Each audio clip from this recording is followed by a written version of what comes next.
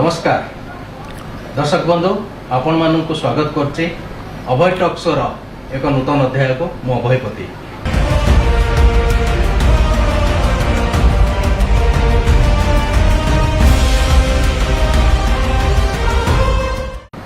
दर्शक बंधु आज आम सहित एपरी एक व्यक्तित्व अच्छा जे कि व्यासनगर म्युनिसिपालिटी रो एक नंबर नागरिक से जड़े समाजसेवी राजनेता एवं बहुत कम बयस से राजनीति आसिकी व्यक्तित्व देखते पराकाष्ठा देखते एवं म्युनिसिपालिटी वर्तमान से वाइस चेयरमैन थिले मध्य से वर्तमान चेयरमैन इंचार्ज होगी वर्तमान पदवी रे अलंकृत करछन्ति।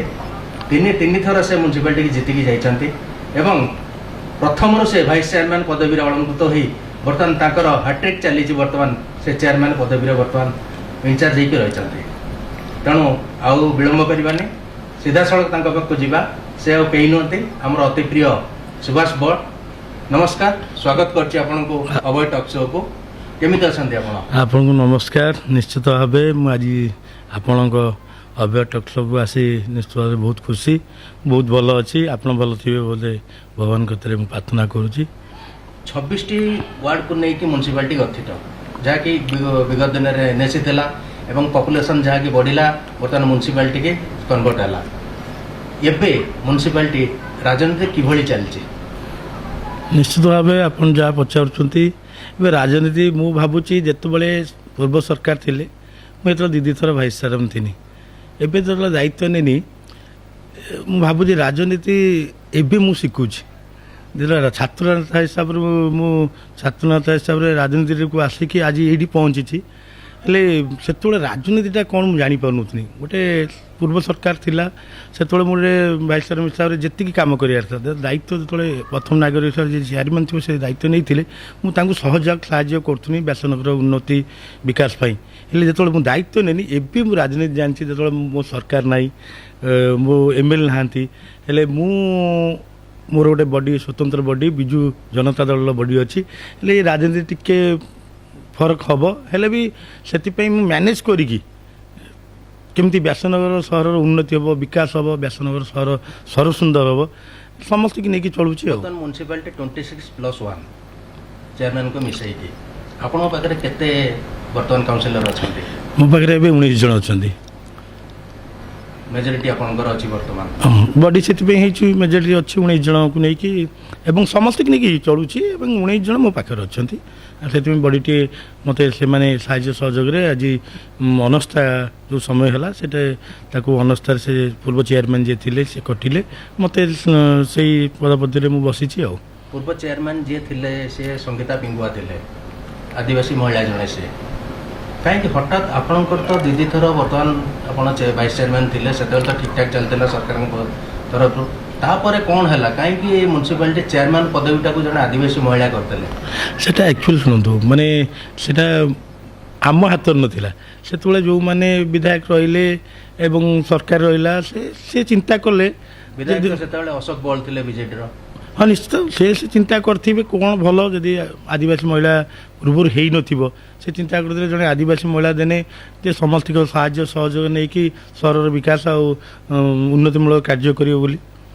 आदिवासी महिला जड़े से कौन सहर में आसिकी से जड़े बाहर महिला थे व्यासनगर नथिले व्यासनगर घर करके रही आनिकी बर्तमान आपंकर जो कहते अशोक बल सी चेयरमैन पदवी में बसईदे यहाँ कौन सहरवासी की गोटे माने गोटे अवदान थिला पुरस्कार थिला ना कौन यहाँ से गोटे नुआ भावी नुआ अध्याय सृष्टि करते माननीय विधायक जो पूर्वतन विधायक अशोक थे जे जड़े आदिवासी महिला को लेकिन सहर में गोटे बड़ दायित्व देवे और समस्त से एमएलए थे बहुत काउंसिलर थे संख्याधिक काउंसिलर थे से भाभी नहीं सहर गोटे माने अलग टाइप गोटे कार्यक्रम करेंगे और सहर को आगू नापी भावना कहीं फसर पाटिगला निश्चित भाव मझे बोधे भितर मनांतर रहा मुझे शुणी माने माननीय विधायक एवं पूर्वतन जो चेयरमैन संगीता पिंगुआ महोदय थे मन मन भितर कौन मंत्रांतर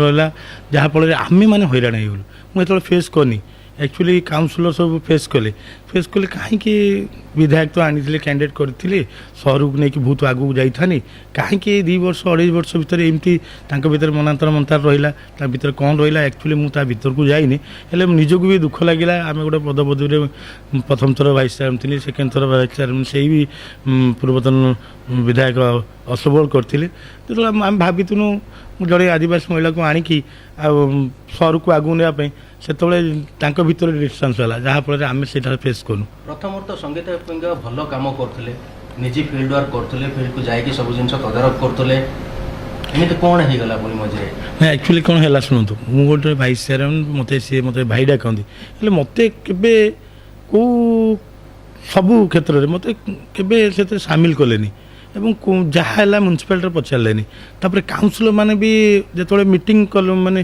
काउंसिल मीटिंग हम से काउंसिल मीटिंग रे भी समस्त की साहाय्य सहयोग कले 4-5 जन काउंसिलर रखिले भीतर भी फाइटेसन है जहाँफल मन भर काउंसिलर कहीं आम काउंसिलर चेयरमैन आम लोक बैनर फोटो लगे प्रचार प्रचार करूँ जो यही डिस्टेंस है जहाँपर अनस्था बाट को सी मैंने गति गला बहुत विरोध कर कार्य आम देखुचे से कम करेंगे ड्रेनेज सिस्टम कौटी कौन करेंगे जेसीबी लगे आप बंद कर कहीं पचरा है जहाँ आप पचारे जहाँ कहले सत्य कथा एक्चुअली देखो जो गोटे कम हम आज राति व्यासनगर म्यूनिसिपालिटी सबुठी ड्रेनेज कम हो गोटे भाइस मो नॉलेज रे सेटा रहिलानी जो मुझी चोरदा छकु आरंभ कर गोपवंश छक शेष करी मुझ हठात दिन राति गोटे कार्य जाइए फेरला बेले मुझे देखला बेलू मझीरे कार्य हो डिस्टर्बांस करने चाहूनी मुझे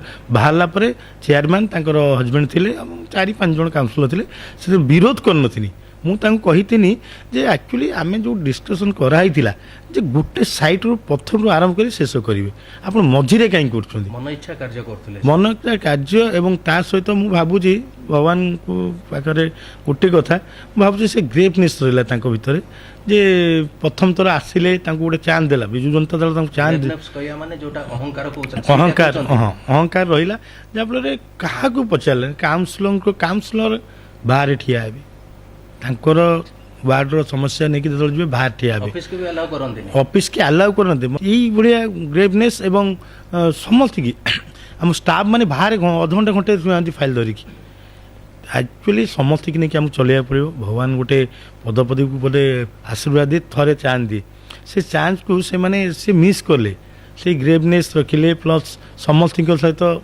कथबार्ता व्यवहार ठीक रही जहाँफल व्यवहार बहुत कंट्रोवर्शियल होता हाँ निश्चित भाव आप जानी फाइल फोपाड़ी हाँ निश्चय आप जानते हैं ऑल ओडिशा गोटे एत बड़ आम केस है जहाँफल संघ भी स्ट्राइक करने जाऊे जहाँ मैनेज करिकी ये गोटे भूल बाट गोटे ऑफिसर को आम फाइल पकेबा केते दुखर कथा दुख प्रकाश करिया कथा सेटा भी रखिले से कहले ना मुझे टेंशन थी फाइलटा पकेला यहाँ कौन कथा टेंशन थी बोली मुझे फाइल पकेमी ऑफिस भांगी मुझे गोटे दायित्व प्रथम नागरिक व्यासनगर म्यूनिसिपालिटी चेयरमैन पद अहंकार कथा से कहते गोटे गोटे पार्ट से बड़ी पड़े कहीं चेयरमैन पदवी बड़ी पड़े ये आपको कौन कौन विरोध दल सहित मिसिले कि सहित सब कथबार्ता फोन ना सेमती नुह से कौन संपर्क विरोध दल से मुझे जाननी हेल्ले एमएलए सहित माने अशोक पूर्वतन अशोक एमएलए अशोक सहित मनातर मंतार रहा काउंसिलर सब भी आलोचना को किसी नेलेनी डिसीजन इच्छा अनुसार से कले जहाँफल समस्त मन भितर गोटे दुख रहा अनस्था को अनस्था बाटू गला सुभाष बल 3 थर बर्तमान म्यूनिसिपालिटी की जाइछन जितापट करिकी 3 थर आप देखी अनास्था या पूर्व आप सविता राउत से भाइस चेयरमैन थे से विरुद्ध अनेक थर अनास्था आसी किंतु प्रति अनास्था को सी सहजरे बाट काटिकी चलती टेन्यूर पूरा साथ देते से कौन किसी आपंकर किसी सी तो बीजेडी थे आप बीजेडी थे तेणु पुणी कहीं विरुद्ध कहीं अनास्था आसूला माने राजनीति देखु जो सविता राउत थे सी भी फेस सबू करते सब माने फाइट मुझे विरोध में किसी कहूनी कि सपेक्षरे कहनी मु कौची महिला हिसाब से बहुत महिला अच्छा व्यासनगर से जड़े भल महिला और फाइटर महिला राजनीति से बहुत पाखर नहीं कि अभिज्ञता बहुत अच्छी अनस्था एक्चुअली से समय आपण मैंने देखुं पूर्वतन चेयरमैन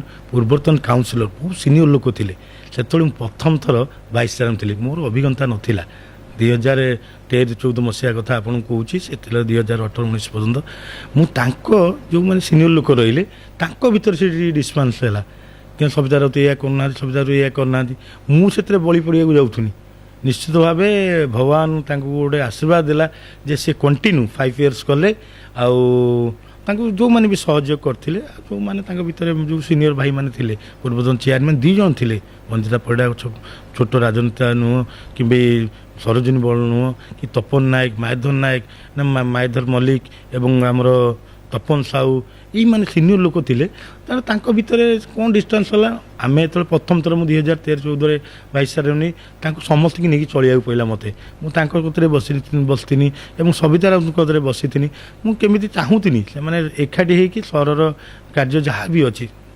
विकासमूलक उन्नतिमूलक सब करने निश्चित भाव मैंने कहनी गॉड गिफ्ट मैंने गोटे मिलला सवितार से भगवान को आशीर्वाद से 5 वर्ष कंटिन्यू करते कौन कहीं जो कहते वरिष्ठ मान आक्रोशर से शिकार होते वरिष्ठ मान किए थे सब वरिष्ठ में कहनी आपन को सरोजिनी असबल से तो एमएलए मैंने नथिले आमर एबेकार एमएलए आकाश दास नायक थे आकाश दास नायक बोधे से मैटर मैंने एक्चुअली अनस्था को से ग्रहण कर गुरुत्व दे नथिले हेले आमर जो सीनियर लोक आप ना कहनी से माने बोधे भीतर डिस्टेंस है से समस्त काउंसिलर को एकत्रित कले जे निश्चित भाव सवितार ठीक भाव काम कर ये आम अनस्था आने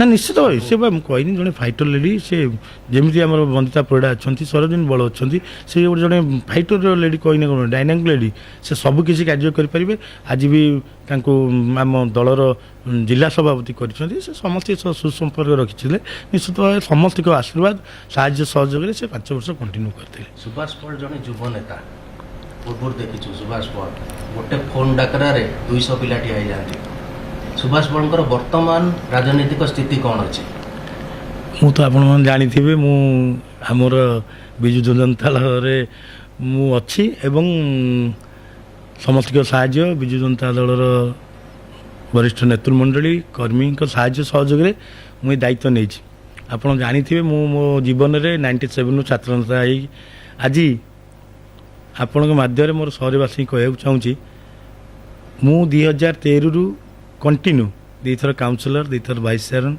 2 थर चेयरमैन दायित्व नहीं राजनीति एबिका राजनीति से राजनीति अलग था आज राजनीति कौन चली मु गोपवन छक चोरदा छक जी मोर सीधा बाट अच्छी मो घर चोरदा छक मु चोरदा छक एवं जो राजनीति चलती से जो रास्ताटारे बहुत कष्ट अच्छी से गोपवन छोर से समय राजनीति ये समय राजनीति आपन कहूँ सीधा सड़क थिला अबिका मत भावुची ये राजनीति जो चली मोर सरकार ना मोर एमएलए ना मो बॉडी अच्छी बीजेडी बॉडी आमर व्यासन निश्चित भाव धन्यवाद देवी आशीर्वाद साहाय्य सहयोग चली मु जो कथाटा एबे कहली आपन को गोपवंश अबिका कौन हो मत गोपवंश को राइट साइड गले कलिंग रॉयल कलिंग आउ चांदमा हेंगुला दे कन्हैपुर दे से चोरदास को जाऊ ये गोटे राजनीति जदि मु बाँ साइड जीमी उमापदा स्टाडियम देकी फेर धवलगिरी देकी चोरदास को जाऊ ये राजनीति भाई चलती मु क्या विरोध में कहूनी निश्चित भाव फेस करिया पड़ू विरोध अच्छु एमएलए को फेस करिया पड़ू सरकार को फेस करिया सरकार को नहीं चलिया पड़ू विधायक को नहीं चले स्वायत्त शासन म्युनिसिपालिटी निश्चित इंडिपेंडेंट बॉडी इंडिपेंडेंट बॉडी माने आपनकर अखंड क्षमता अछि निश्चित आमे से अखंड क्षमता काहे की प्रयोग करि पर नहंती शहरर विकास वर्तमान काहे की ठप खाली गोटे छोट ड्रेनेज सिस्टम देखो छोट उदाहरण देउ जे तापर मु आपण मान को आपण माध्यम रे शहरवासी कहबी जेतले प्रथम 2 मास दायित्व नै थिनी सेतबेले हमरो गोटे टेंडर हेतिला सेठी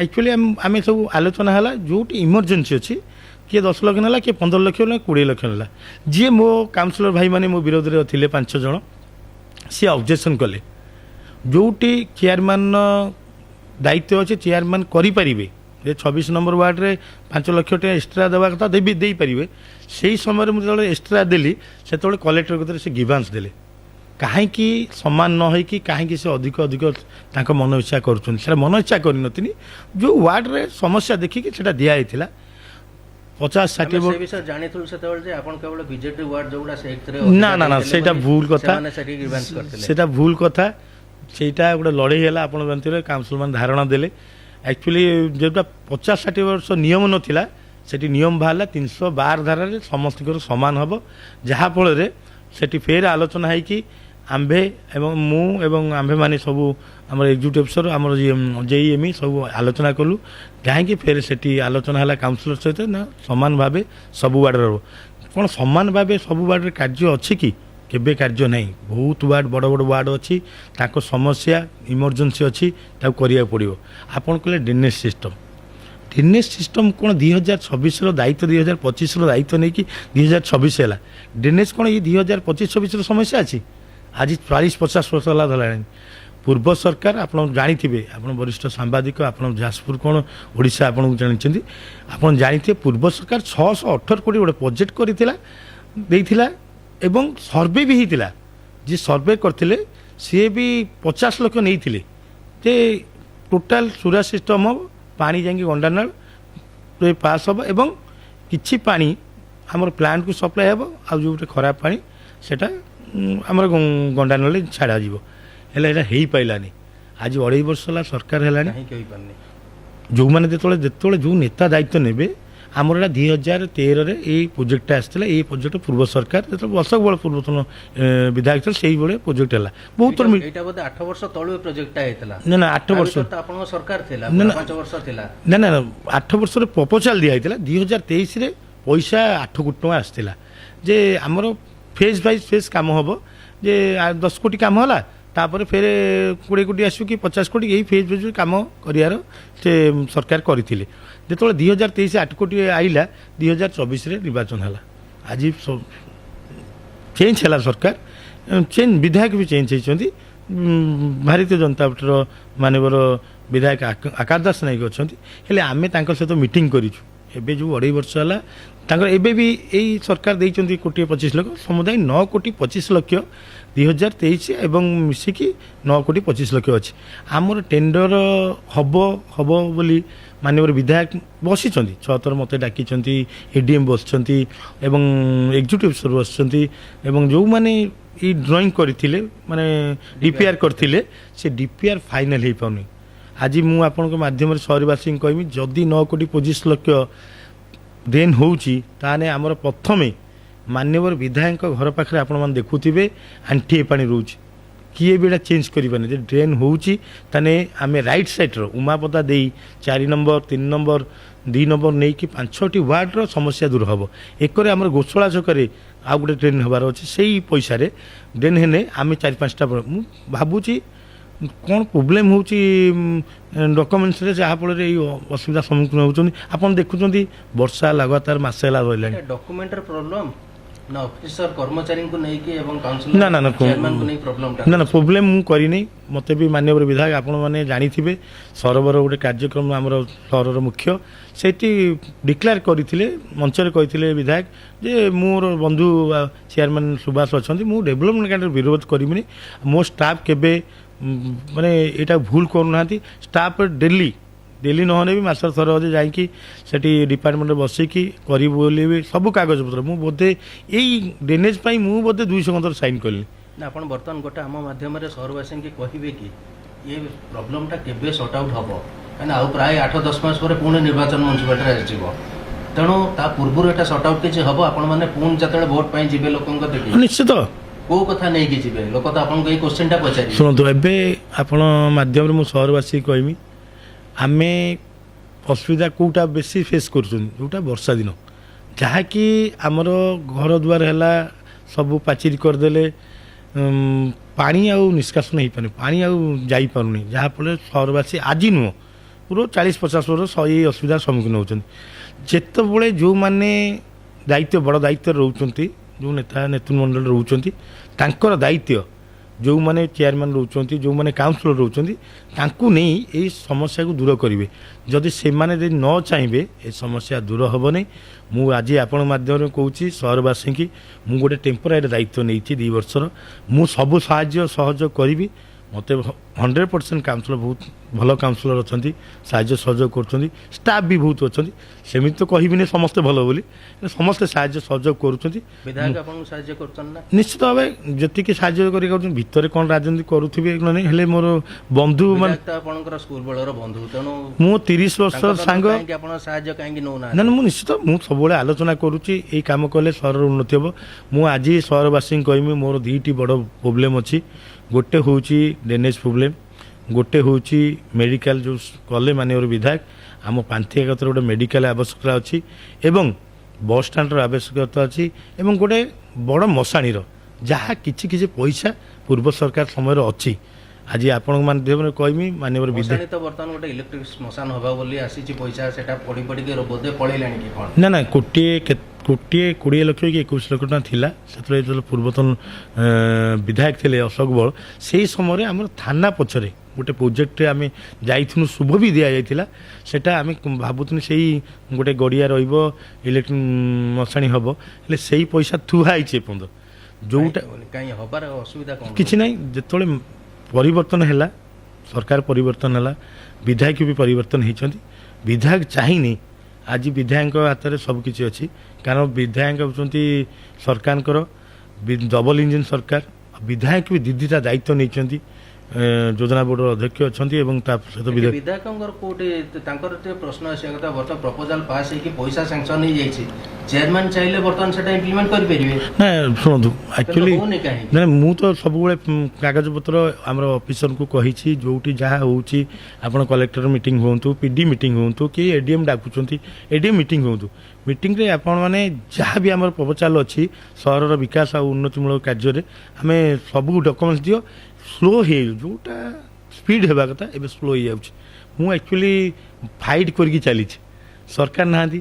ମୁଁ ଆଙ୍କୁ ରିକ୍ୱେଷ୍ଟ କରୁଛି, ତାକୁ ରିକ୍ୱେଷ୍ଟ କରୁଛି, ମୋର ୱାର୍କ ସେକ୍ସନ୍ ରିକ୍ୱେଷ୍ଟ କରୁଛି, ବିଧାୟକଙ୍କୁ ବି ବହୁତ ଥର କହିଛି ଏଇ ପ୍ରୋଜେକ୍ଟ ଯେଉଁ ପ୍ରୋଜେକ୍ଟ କହିନି ଡ୍ରେନେଜ୍ ସମସ୍ୟା ଦୂର ନ କଲେ ପ୍ରତିବର୍ଷ ଆମେ ଏଇ ବର୍ଷା ସିଜିନ୍ରେ ସବୁ ଅସୁବିଧାର ସମ୍ମୁଖୀନ ହେବା। ତାପରେ ବଡ଼ ବସ୍ଷ୍ଟାଣ୍ଡ ହେଉ, ମଶାଣି ହେଉ, ଏଇ ସମସ୍ୟା ବିଧାୟକଙ୍କୁ କହିଛି, ଆଲୋଚନା କରିଥିଲେ। ଏଇ ଡ୍ରେନେଜ୍ ତ ଦେଖନ୍ତୁ, ମୁଁ 6ଟା 7ଟା ମିଟିଂ ମୋତେ ମାନ୍ୟବର ବିଧାୟକ ଡାକିଲେଣି, କାହିଁକି ହେଇପାରୁନି ନା ଡକ୍ୟୁମେଣ୍ଟସ୍ ଭୁଲ ହେଉଛି। DPRରେ ଯିଏ କରିଛନ୍ତି ସନ୍ତୋଷ ବାବୁ, ସିଏ ଆସୁଛନ୍ତି ନା ଏଇଟା ଭୁଲ ହୋଇଛି ସେଟା ଭୁଲ ହୋଇଛି, ସଂଶୋଧନ କଲେ। DPR ସଂଶୋଧନ ହେଲା ପରେ ବି କରାହେଉନି। ମୁଁ ଭାବୁଛି ରାଜନୀତି ହେଉନଥିବ, ମୁଁ ତ କେବେ ମାନେ ବିଶ୍ୱାସ କରିବିନି ମୋ ଇଏରେ ରାଜନୀତି। ମୁଁ ଏଠି ଗୋଟେ ପ୍ରଥମ ନାଗରିକ ହିସାବରେ କହୁଛି, ମୁଁ କେବେ ରାଜନୀତି ମାନେ ଦଳ ଶେଷ ନିର୍ବିଶେଷରେ ମୋ ସହରବାସୀଙ୍କୁ ନେଇକି କାମ କରିବାକୁ ଚାହୁଁଛି। ସେ ବିଧାୟକ ମଧ୍ୟ ଆସିଥିଲେ, ଆକାଶ ଦାସ ନାୟକ ଆମ ପାଖକୁ ଆସିଥିଲେ, ସିଏ ମଧ୍ୟ କହିଥିଲେ ସହରର ବିକାଶରେ କୌଣସି ଅଙ୍କୁଶ ରହିବାନି, କୌଣସି ବାଧକ ରହିବାନି। ମୋର ଦଳରେ ଯିଏ ଥାଆନ୍ତୁ ନଥାନ୍ତୁ, କିନ୍ତୁ ସହରରେ ମୁଁ ଯେହେତୁ ରହୁଛି ତେଣୁ ସହରର ବିକାଶଟା ମୋର ପ୍ରଥମ ପ୍ରାୟୋରିଟି ରହିବ। ନା ନିଶ୍ଚିତ ସେଇଟା ଯେଉଁଟା କହିଲେ ତାଙ୍କୁ ଧନ୍ୟବାଦ ଦେବି। ଆଗେ ଆକ୍ଚୁଆଲି ମୋ ସହର ଆଗେ, ମାଟି ଆଗେ, ମା ଆଗେ। ଆକ୍ଚୁଆଲି ସିଏ ତାପରେ ପାର୍ଟି ତ ନିଶ୍ଚିତ ଭାବେ ରହିବ। ନିଶ୍ଚିତ ଭାବେ ଆଗେ ଆମ ମାଟି ବ୍ୟାସନଗରର ଉନ୍ନତି ହେବା ଦରକାର। ଏବେ ବିଧାୟକ ଆଜି ସେ ବିଧାୟକ ହେଇନାହାନ୍ତି, ଆପଣମାନେ ଜାଣିଥିବେ 2 ଥର ଦାୟିତ୍ୱ ନେଇଛନ୍ତି। ବିଜୁ ଜନତା ଦଳରେ ଥରେ ବିଧାୟକ ଅଛନ୍ତି, ଜଣେ ମନ୍ତ୍ରୀ ବି ପାଇଥିଲେ। ଏବେ ଯେଉଁ ବିଧାୟକ ଅଛନ୍ତି ବଳ ପରିବର୍ତ୍ତନ ହେଇଥିବ, ତାଙ୍କର ଦଳ ପରିବର୍ତ୍ତନ କରି ସେ ବିଧାୟକ ହେଇଛନ୍ତି। ନିଶ୍ଚିତ ତାଙ୍କ ଦାୟିତ୍ୱ, ମୁଁ ତ 100% ତାଙ୍କୁ ସାହାଯ୍ୟ ସହଯୋଗ କରିବି। ସହରର ବିକାଶରେ ଦଳ ଶେଷ ନିର୍ବିଶେଷରେ ସମସ୍ତ ସାହାଯ୍ୟ ସହଯୋଗ, ସେ BJD ହେଉ, କଂଗ୍ରେସ ହେଉ, BJP ହେଉ କିମ୍ବା CP ହେଉ କିମ୍ବା ଆମ୍ ଆଦମୀ ପାର୍ଟି ହେଉ, ସ୍ୱାଧୀନ ପାର୍ଟି ହେଉ, ଯେଉଁମାନେ ଅଛନ୍ତି ମୋ ସହରରେ ମୁଁ ସମସ୍ତଙ୍କ ସହିତ ସୁସମ୍ପର୍କ ରଖିଛି। ଆପଣ ମ୍ୟୁନିସିପାଲିଟିରେ ବର୍ତ୍ତମାନ 26 କାଉନସିଲରୁ 26 ଜଣଙ୍କ ସହିତ ଆପଣଙ୍କର ଭଲ ସମ୍ପର୍କ ଅଛି? ନିଶ୍ଚିତ। BJD ହୁଅନ୍ତୁ, BJP ହୁଅନ୍ତୁ, କଂଗ୍ରେସ ହୁଅନ୍ତୁ, ଆପଣ ଜାଣିଥିବେ ମୋତେ 19 ଜଣ ଏଥିରେ ବସିଛି, ତାଙ୍କ ସାହାଯ୍ୟ ସହଯୋଗରେ ବସିଛି। ଯେଉଁ 6 ଜଣ ମୋ ପାଖରେ ନାହାନ୍ତି, ମୁଁ ଭାବୁଛି ସେ ଭାଇ, ହଁ 6 ଜଣ, ମୁଁ 7 ଜଣ, 20 ଇଏ 6। ମୁଁ ଆକ୍ଚୁଆଲି ସେମାନେ ବି ମୁଁ ଭାବୁଛି ଏତେ ଖରାପ ନୁହଁ। ସିଏ ତାଙ୍କ ଆକ୍ଚୁଆଲି ମୁଁ ଧନ୍ୟବାଦ ଦେବି କାଉନସିଲରମାନଙ୍କୁ, ତାଙ୍କ ୱାର୍ଡ଼ ପାଇଁ, ତାଙ୍କ ସମସ୍ୟା ପାଇଁ ସବୁବେଳେ ଟେବୁଲ ବାଢ଼େଇଛନ୍ତି। ମୁଁ ଯେଉଁ 16 ମାସ ଦାୟିତ୍ୱ ଆଉ ପୂର୍ବ ତ ଚେୟାରମ୍ୟାନ୍ ଥିଲେ ମୁଁ ଯେଉଁ 16 ମାସ ଦାୟିତ୍ୱ ସବୁବେଳେ ଟେବୁଲ୍ ବାଡ଼େଇଛନ୍ତି ତାଙ୍କ ୱାର୍ଡ଼ର ସମସ୍ୟା ଆଣିକି ପହଞ୍ଚାଇଛନ୍ତି ଯେ ଏଇ ୱାର୍ଡ଼ର ସମସ୍ୟା ଦୂର କରାଉ ପରିବର୍ତ୍ତନ ହେଇଛି ବୋଲି କାମ କରିବାକୁ ଟିକେ ସୁବିଧା ହେଉନି ହେଲେ ଆପଣଙ୍କୁ ଖାଲି ଆପଣ ମାଧ୍ୟମରେ କହିବି ମୁଁ ଆପଣ ଜାଣିଥିବେ ମୋର ଗୋଟେ କିଏ ଭାଇରାଲ୍ କରିଥିଲା ମାନେ ହ୍ୱାଟ୍ସଆପ୍ରେ ଫେସବୁକ୍ରେ ସରକାର ପଇସା ଦେଇପାରିଲେନି ଆମର ପୂର୍ବରେ ଜୁନ୍ ମାସରେ ଆପଣ ଜାଣିଥିବେ ରଜ ଗୋଟେ ବଡ଼ ପର୍ବ ମୁଁ ଓନ୍ ଫଣ୍ଡ ଯେଉଁଟା ମୋ ସହରବାସୀ ଟ୍ୟାକ୍ସ ମାସ ପଇସାରେ ଯେଉଁତେବେଳେ କର୍ମଚାରୀ କହିଲେ ଯେ ମୁଁ ଏତେ ବଡ଼ ପର୍ବ 3 ଦିନ ଧରି ମୁଁ ଓନ୍ ଫଣ୍ଡରେ 24 ଲକ୍ଷ ଦେଇଥିଲି ଆଜି ବି କହି ରଖୁଛି ଆଜି ବି ବହୁତ ଦୁଃଖରେ ଅଛି ଏ ବ୍ୟାସନଗର ମ୍ୟୁନିସିପାଲିଟି ମୁଁ ଭାବୁଛି ଓଡ଼ିଶାର 1 ନମ୍ବର ମ୍ୟୁନିସିପାଲିଟି ହେବା ଦରକାର କାରଣ ଆପଣ ଜାଣିଛନ୍ତି ଦିନରେ ତ ବନ୍ଦିତା ପରିଡ଼ାଙ୍କ ନିଶ୍ଚିତ 3 ଥର ମ୍ୟୁନିସିପାଲିଟି 1 ନମ୍ବର କରିକି ଆଣିଛନ୍ତି ଆୱାର୍ଡ ଆଣିଛନ୍ତି ମୁଁ ଦେଖିଛି ହେଇପାରୁନି ସମସ୍ତେ ଯଦି ନିଜ ଭିତରେ ମନାନ୍ତର ରହିବ ତାହେଲେ ସହର କେବେ ବିକାଶ ହେବନି ସହରକୁ ବିଧାୟକ ଦରକାର ସହରକୁ ଦଳର ସମସ୍ତ ନେତୃମଣ୍ଡଳ ଦରକାର ସହରକୁ ଯୁବ ମହିଳା ବରିଷ୍ଠ ନେତୃମଣ୍ଡଳ ସମସ୍ତେ ମୁରବୀ ବୁଦ୍ଧିଜୀବୀ ସମସ୍ତଙ୍କୁ ଏକାଠି କରି ସହରର ଯେଉଁ ଅସୁବିଧା ହେଉଛି ଏକାଠି ହୁଅ ଏବଂ ସହରର ବିକାଶ ପାଇଁ ସମସ୍ତେ ଭାଇଚାରା ରଖ ନିଶ୍ଚିତ ଭାବରେ ସହର ବିକାଶ ହେବ ସରୋବର ମହୋତ୍ସବଟା ବର୍ତ୍ତମାନ ଗୋଟେ ଶ୍ରୀହୀନ ହେଇଯାଇଛି ଦେଖନ୍ତୁ ଏଇଟା ଗୋଟେ ଦୁଃଖର କଥା ଏତେ ବଡ଼ ମହୋତ୍ସବ ଗୋଟେ ହେଉଥିଲା ଲକ୍ଷ ଲକ୍ଷ ଲୋକ ଯାଉଥିଲେ ସବୁ ପ୍ରକାର ପାର୍ଟିର ଲୋକ ଆସୁଥିଲେ କାହିଁକି ପୁଣି ବର୍ତ୍ତମାନ ଏଇ ଲାଷ୍ଟ ଥର ଦେଖିଲା ଦୁଃଖର କଥା ଯେତେବେଳେ ଏଇ ପରିବର୍ତ୍ତନ ସରକାର ହେଲା ଇଏ ବିଧାୟକ ପରିବର୍ତ୍ତନ ହେଲେ ଆପଣ ଜାଣିଥିବେ ଟାଉନ୍ ହଲ୍ এটা ମ୍ୟୁନିସିପାଲିଟିର town hall municipality hand over କରାହେଲାନି କେଣ୍ଡି କରାହେଲା ସଂସ୍କୃତି ଭବନ এটা ମ୍ୟୁନିସିପାଲିଟି ଅଣ୍ଡର ରହିବା କଥା କେଣ୍ଡି ହ୍ୟାଣ୍ଡ ଓଭର ହେଲା ସରୋବର ଆଜି କୋଟି କୋଟି ଟଙ୍କା ଖର୍ଚ୍ଚ ହେଇକି ସହର ସୁନ୍ଦର ହେବାକୁ ଯାଉଥିଲା ହେଲେ ସେଟାକୁ କେଣ୍ଡିକୁ ହ୍ୟାଣ୍ଡ ଓଭର ହେଲା ମ୍ୟୁନିସିପାଲିଟିର ଯେଉଁ ଇନକମ୍ଟାକୁ ବନ୍ଦ କରାହେଲା ଲଢ଼େଇ କନେ ଲଢ଼େଇ ହେବ ହେଲେ ବିକାଶ ହେଇପାରିବନି ସେଥିରୁ କ'ଣ ଯେଉଁ ରେଭିନ୍ୟୁଟା ଆସେ ସେଟା ମହୋତ୍ସବରେ ଖର୍ଚ୍ଚ ହୁଏ କି ନା এটা ଅନ୍ୟ ବାବଦରେ ଖର୍ଚ୍ଚ ହୁଏ ଖାଲି ମହୋତ୍ସବରେ ସେଟା ଖର୍ଚ୍ଚ ମହୋତ୍ସବ କଥା ମୁଁ ପଚାରୁଛି ମହୋତ୍ସବ କାହିଁକି ଲୋକ ସଂଖ୍ୟା କମିଗଲେ ଦୋକାନ ବଜାର କମିଗଲା ଏବଂ ମହୋତ୍ସବରେ ଯେତେବେଳେ ଚାର୍ମ କମିଗଲା ସେଥିରେ ଯେତେବେଳେ ବିଧାୟକ କହିଲେ ଯେ ଗୋଟେ ତରଫ ଯଦି ରାଜନୀତି କରିବା ଆଉ ମହୋତ୍ସବ ଆଗକୁ ଯିବନି ମୁଁ ସେଠି ଚିନ୍ତା କନି କାଉନସିଲର ସବୁ ଦଳର ଅଛନ୍ତି ବିଜେପିରେ ଅଛନ୍ତି କଂଗ୍ରେସରେ ଅଛନ୍ତି ବିଜେଡ଼ିରେ ଅଛନ୍ତି ମୁଁ କହିନି ମୁଁ ଆଜି ଅଛି କାଲି ରହିବିନି ଆଉ 6 ମାସ ପରେ ଆଉ କ'ଣ ନିର୍ବାଚନ ହେବ ଆଉ ଜଣେ ଦାୟିତ୍ୱ ନେବେ ମୁଁ ସେଥିପାଇଁ ଗୋଟେ ଚିନ୍ତା କରିକି ସେ ସରୋବର ଯେମିତି ହେଉ ପଛେ ସହରବାସୀଙ୍କର ସମ୍ମାନ ଯେମିତି ହେଲେ ବି ମୁଁ ନିଶ୍ଚିତ ଭାବେ ବହୁତ ଚେଷ୍ଟା କଲି ସମସ୍ତଙ୍କୁ ନେଇକି କରିବା ପାଇଁ ହେଲେ ବି କଲି ଆପଣ ଦେଖିଥିବେ ସେ ମଞ୍ଚ ହେଲା 10 ଦିନ କାର୍ଯ୍ୟକ୍ରମ ହେଲା ଯେତିକି ଯାହା ଚେଷ୍ଟା କଲି ସହର ସୁନ୍ଦର ହେବା ପାଇଁ ଚେଷ୍ଟା କରିକି କଲି ଏବଂ ସବୁ ଦଳର ନେତୃମଣ୍ଡଳୀ ଆଇଲେ ବହୁତ ଲୋକ ଆଲୋଚନା କଲେ ସେ ଷ୍ଟେଜ୍ ହେଲା ଏଠି ନେତାମାନେ ଆସିକି ଭାଷଣ ଦେଲେ ସେଥିପାଇଁ ନୁହେଁ ସେ ମୁଁ ଦେଖିଲି ଯେ ସବୁ ଦଳର କାଉନସିଲରଙ୍କ ମନରେ କିଛି ରଖିବନି ସେମାନେ ଗୋଟେ ଆମର ଗୋଟେ ମିଟିଂ ହେଲା ସେମାନେ କହିଲେ ଆମ ନେତୃମଣ୍ଡଳୀ ଆସିବେ ଆମ ନେତାମାନେ ଆସିବେ ମୁଁ ନିଶ୍ଚିତ ଭାବେ ସମସ୍ତ ନେତାଙ୍କୁ ନେଇକି କରିବା ସହରରେ ଯେଉଁମାନେ ସମ୍ମାନ ପାଇବେ ତାଙ୍କୁ ଦେବା ଏବଂ ଯେଉଁଭଳିଆ ଛୋଟ ବଡ଼ କାର୍ଯ୍ୟକ୍ରମ ହେବ କେବେ ବନ୍ଦ ହେବନି ଏଇଟା ସମ୍ମାନର କଥା ବ୍ୟାସ ସରୋବର କାଳୀ ପୂଜା ଏବଂ ମ୍ୟୁନିସିପାଲିଟିର ଏଇ ଦୁଇଟା ବଡ଼ ଫଙ୍କସନ୍ ତା ସହିତ ମୋର ମ୍ୟୁନିସିପାଲିଟିର ଦୁଇଟା ଫଙ୍କସନ୍ ଅଛି ସ୍ୱାଧୀନତା ଦିବସ ଏବଂ ସ୍ୱାଧୀନତା ଦିବସ ଆଉ ଦୁଇଟା ବଡ଼ ଫଙ୍କସନ୍ ଅଛି ସ୍ୱୟଂସହାୟତା ଦିବସ ପ୍ରତିଭା ପୂଜା ନିଶ୍ଚିତ ଭାବେ ମୁଁ ବର୍ଷେ ଭିତରେ ଦାୟିତ୍ୱ ନେଇଥିଲି ଇଏ ଯେଉଁ କାର୍ଯ୍ୟକ୍ରମ କରିଛି ଏବଂ ତା ସହିତ ସରକାର ଯେଉଁ କାର୍ଯ୍ୟକ୍ରମ ରହିଛି ସେଥିରେ ବି ମୁଁ ଯୋଗଦାନ ଦେଇଛି ସରକାରଙ୍କୁ ବି ସାହାଯ୍ୟ ସହଯୋଗ କରିଛି ମୁଁ ନିଶ୍ଚିତ ଭାବେ ଆପଣ ମାଧ୍ୟମରେ ଅନୁରୋଧ କରିମି ମାନ୍ୟବର ବିଧାୟକଙ୍କୁ ଗୋଟେ ଆଲୋଚନା କରନ୍ତୁ ଯାହା ବି ଫଣ୍ଡ ଅଛି ସହରର ବିକାଶ ପାଇଁ ଆମର ସମସ୍ତେ କାଉନସିଲର ଏବଂ ସମସ୍ତ ଷ୍ଟାଫ୍ ଏବଂ ମୁଁ ନିଜେ ଆଲୋଚନା କରିକି ଯାହା ବି ପଇସା ରହିଯାଇଛି ସହରର କାମରେ ଲାଗୁ ଏବଂ ଆଜି ମୁଁ ଅଛି ମୋର 7 ମାସ ପରେ ସରିଯିବ କି 5 ମାସ ପରେ ସରିଯିବ ବିଧାୟକ ରହିବି ନିର୍ବାଚନ ହେବ ଆଉ ଜଣେ ଆସିବ ତାର ଦାୟିତ୍ୱ ନେବେ ବ୍ୟାସନଗର ମୁଁ ଚାହେଁ ମୋ ସହରର ବିକାଶ ହେଉ ସହରର ଉନ୍ନତି ହେଉ ସହର ସୁନ୍ଦର ହେଉ ସହରର ବସଷ୍ଟାଣ୍ଡ ବର୍ତ୍ତମାନ ବସଷ୍ଟାଣ୍ଡ କଥା କୁହନ୍ତୁ ନୂଆ ଡାକ୍ତରଖାନା ସେ ବି ସବୁ ଦିଆଯାଇଛି ନୂଆ ଶ୍ମଶାନ ସେ ବି ଦିଆଯାଇଛି ଏସବୁ ହେଇପାରୁନି କାହିଁକି ଏବେ ଦେଖନ୍ତୁ ଆପଣ ଜାଣିଥିବେ ଏଇ ହେଇକି ଯାଇଛି ଡିପିଆର୍ ହେଇଛି ମୋର ଆଶା ବିଶ୍ୱାସ ଏଇ ଡ୍ରେନେଜ୍ଟା ଯଦି କିଛିଟା ଡ୍ରେନେଜ୍ ହେଇଯିବ ମୁଁ ଚେଷ୍ଟା କରୁଛି ଆମ ଅଫିସର ସହିତ ବସୁଛି ଏମଇ ସହିତ ବସୁଛି ଜେଇଙ୍କ ସହିତ ବସୁଛି ବିଧାୟକ ସହିତ ବି ଫୋନ୍ରେ ଯୋଗାଯୋଗ କରୁଛି ଯଦି ଏ ରିପେୟାର ଫାଇନାଲ୍ ହେଇଯାଏ ଟେଣ୍ଡର ହେଇକି ଯଦି ଡ୍ରେନେଜ୍ କାମଟା ହେଇଯିବ ତାହେଲେ ଆପଣ ମନେ ରଖନ୍ତୁ 8-10ଟି ୱାର୍ଡ ସମସ୍ୟା ଦୂର ହେବ।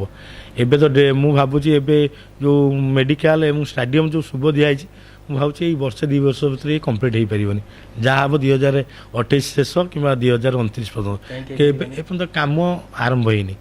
ଯିଏ କଣ୍ଟ୍ରାକ୍ଟର ନେଇଛି, ଯିଏମାନେ ଦାୟିତ୍ୱରେ ଅଛନ୍ତି ସେମାନେ ନିଶ୍ଚିତ ଭାବେ ତାକୁ ତତ୍ପରତା କରିବା କଥା ଯେ ତୁରନ୍ତ କରାଯାଉ, କାରଣ ସହର ଏଇ ଛୋଟକାଟିଆ।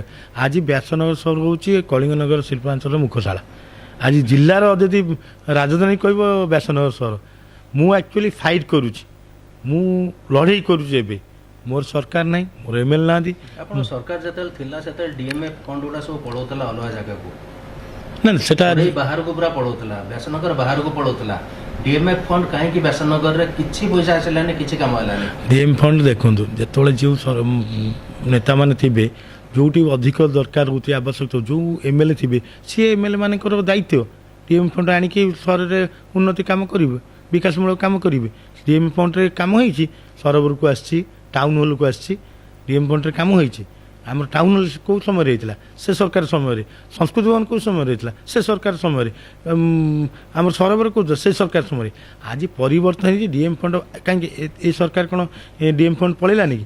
ଯେଉଁଠି DMF ଫଣ୍ଡ ଲାଗିଥିଲା ସେଗୁଡ଼ା ବର୍ତ୍ତମାନ ହେଉଛି ଅପଙ୍ଗ ହେଇକି ପଡ଼ିକି ରହିଛି। କେବଳ ଗୋଟେ ଟାଉନ ହଲ୍ ଚାଲିଛି, ସଂସ୍କୃତି ଭବନ ଦାୟିତ୍ୱ କିଏ ନେଲା? ବ୍ୟାସ ସରୋବର ପୁରା ଠପ୍ ହେଇଗଲା। ଦାୟିତ୍ୱ ନେଲେ KNDAକୁ ଦାୟିତ୍ୱ ଦେଲେ। ଯେତେବେଳେ ଯିଏ ଦାୟିତ୍ୱ ନେଉଛନ୍ତି ସିଏ ସୁଚାରୁ ଭାବେ ତା କାମ କରିବା କଥା। ମୁଁ ତ ସାହାଯ୍ୟ କରୁଛି, ମୁଁ ତ ସବୁବେଳେ ସାହାଯ୍ୟ କରୁଛି। ସାହାଯ୍ୟ ନାହିଁ, ଆପଣ କାହିଁକି ବିରୋଧ କାହିଁ କରୁନାହାନ୍ତି? ଶୁଣନ୍ତୁ, ବିରୋଧ ହେଲେ ଭିତରେ ରହିଲେ KNDA କାହିଁକି? ଆମ ଜାଗା ଉପରେ ଟାଉନ ହଲ୍ ହେଇଛି, ମୁଁ ଲଢ଼େଇ କନି କାହାକୁ? ସରକାରଙ୍କ ସହିତ ମୁଁ ଲଢ଼େଇ କରିପାରିବିନି। ସରକାରଙ୍କ ସହିତ ଲଢ଼େଇ କନେ ଯେଉଁ 6 ମାସରେ ସେ 6 ମାସ ଆଜି ବସୁ ବସୁ ଦିନ ପଳେଇବ। ମୁଁ ଚାହୁଁଛି ଯେଉଁ ଫଣ୍ଡ ଅଛି, ମୁଁ ଚାହୁଁଛି ସବୁ ୱାର୍ଡରେ କାମ ହେଉ। ଯେଉଁ ବଡ଼ ପ୍ରୋଜେକ୍ଟ ଅଛି ବିଧାୟକଙ୍କର ଦାୟିତ୍ୱ, ବିଧାୟକ ନିଶ୍ଚିତ ଭାବେ କରିବା କଥା। ଆଜି ବିଧାୟକ କୋରିଆରେ ଜିତିଛନ୍ତି ବ୍ୟାସନଗର ପାଇଁ, ବ୍ୟାସନଗରରେ ତାଙ୍କୁ ଭୋଟ ଦେଇକି ଜିତେଇଛନ୍ତି। ଆପଣ ଦେଖିଛନ୍ତି 3,500 ଭୋଟ ପାଇଲେ, ଆଜି 5,800-900ରେ ଜିତିଲେ। ଆଜି ମୋର ଅନୁରୋଧ ଆପଣ ମାଧ୍ୟମରେ ବିଧାୟକଙ୍କୁ, ମୋର ବନ୍ଧୁ ସିଏ 30 ବର୍ଷର, ମୋର ଅନୁରୋଧ, ମୁଁ ଆଜି ଅଛି 6 ମାସ ପରେ ସିଏ ରହିବେ 2029 ପର୍ଯ୍ୟନ୍ତ। ଯାହା ସହରର ବିକାଶ ଆଉ ଉନ୍ନତିମୂଳକ କାର୍ଯ୍ୟ ଅଛନ୍ତି ମୁଁ ତାଙ୍କୁ ସାହାଯ୍ୟ କରିବି। ଯେଉଁ ଫଣ୍ଡ ଅଛି ଯାହା ବି ଆଲୋଚନା କରିବେ ମୁଁ ସେଥିରେ 100 to 110% ସାହାଯ୍ୟ କରିବି। ମୁଁ କେବେ ସହରର ବିକାଶ ଆଉ ଉନ୍ନତିମୂଳକ କାର୍ଯ୍ୟରେ କେବେ ବିରୋଧ କରିବିନି। ମୁଁ ଲଢ଼େଇ କରୁଛି, ମୁଁ ଆଲୋଚନା କରୁଛି, ମୁଁ ଅଫିସର ସହିତ ବସୁଛି, ଅନ୍ୟ କଲେକ୍ଟର ମିଟିଂ ଡାକିଲେ କହୁଛି ସର ଏଇ ଆବଶ୍ୟକତା ଅଛି। ତାଙ୍କ ସରକାର ଆମେ ଲିଖିତ ଭାବେ ଜଣାଉଛୁ, ତାଙ୍କ ସରକାର ଅଛି। ମୁଁ ତ କହୁଛି, ବିଧାୟକ କହୁଛି, ବିଧାୟକଙ୍କୁ ସହଯୋଗ କରିବି, ସହଯୋଗ କରି ଆମ ସହରର କେମିତି ବିକାଶ ହେବ। ଦଳ ଶେଷ ନିର୍ବିଶେଷରେ ସହର ପାଇଁ ଆମର ଯାହା ଦାୟିତ୍ୱ ଆମେ ନିଶ୍ଚିତ ଭାବେ କରିବା ଉଚିତ। ଶ୍ରୀଯୁକ୍ତ ସୁଭାଷ ବଳ, ଆପଣ ଜଣେ ଯୁବକ, ଆପଣ ରାଜନୀତିରେ ବହୁତ ଉପରକୁ ଯାଇଛନ୍ତି। ଆପଣଙ୍କର ରାଜନୀତିର ଗଡଫାଦର କିଏ ଅଛନ୍ତି? ମୁଁ ଆଜି କହିଦେନି ଆପଣ ମାଧ୍ୟମରେ, କହୁଛି ବି। ମୁଁ ଯେତେବେଳେ 96-97ରେ ରାଜନୀତି କଲି, ମୋର ସେତେବେଳେ କଂଗ୍ରେସରେ ମୁଁ ଥିଲି। ମୋର ନେତା ଆପଣ ଜାଣିଥିବେ ପୂର୍ବତନ ଅଧ୍ୟକ୍ଷ ବଡ଼ ଭାଇ ରସାନନ୍ଦ ବାନ ଥିଲେ ଏବଂ ଯିଏ ଉପନଗରପାଳ ଥିଲେ ମୋ ଗାଁର ବଡ଼ ଭାଇ ଉଦାନନ୍ଦ ସାବଲ। ସେହି ସମୟରେ ମୁଁ କଲେଜ ରାଜନୀତିରେ କଂଗ୍ରେସରେ 2 ବର୍ଷ ଠିଆ ହେଇନି, ଭାଇସ୍ ପ୍ରେସିଡେଣ୍ଟ ତାଙ୍କ ନେତୃତ୍ୱରେ ମୁଁ ଜିତିଥିଲି। ତାପରେ ମୋର 19 ବାତ୍ୟା ସମୟରେ ମୁଁ ଆକାଶ ମୋର ବନ୍ଧୁ, ସେ ସମୟରେ ବହୁତ କାମ ଆମେ କରିଛୁ। ତାଙ୍କ ବାପା ମାୟାଧର ନାୟକଙ୍କ ନେତୃତ୍ୱରେ ଆମେ ବୋଧେ ପୁରୀ, କେନ୍ଦ୍ରାପଡ଼ା, ବାଲେଶ୍ୱର, ଆନ୍ଦପୁର ସବୁ ମାନେ ଶୁଖିଲା ଖାଇବା, ଡ୍ରେସ୍ ମେସ୍, ସେଇ ସମୟରେ ଯେତେବେଳେ ମୁଁ ବାତ୍ୟା ସମୟରେ ମୁଁ ଯେତେବେଳେ ପ୍ରେସିଡେଣ୍ଟ ଥିଲି, ସେଇ ସମୟରେ ଏଇ ଯେଉଁ କାର୍ଯ୍ୟକ୍ରମ କରୁଥିଲି, ସେତେବେଳେ ମୋତେ ପଣପ୍ରକାଶ ଦାସ ଦେଖା ହେଇଥିଲେ। ସିଏ ମୋତେ କହିଥିଲେ ଯେ ମୋ ନେତୃତ୍ୱରେ ତୁ କାମ କର, ଆଗାମୀ ଦିନରେ ଆମେ ବିଭିନ୍ନ କାର୍ଯ୍ୟକ୍ରମରେ ସାମିଲ ହେବା, ବିଭିନ୍ନ କାର୍ଯ୍ୟକ୍ରମକୁ ଆଗକୁ ନେବା। ସେ ସମୟରେ ସେ ମୋତେ ସାହାଯ୍ୟ କରିଥିଲେ। ମୁଁ ତାଙ୍କ ସାଙ୍ଗରେ 5 ବର୍ଷ 6 ବର୍ଷ ରାଜନୀତି କଲି।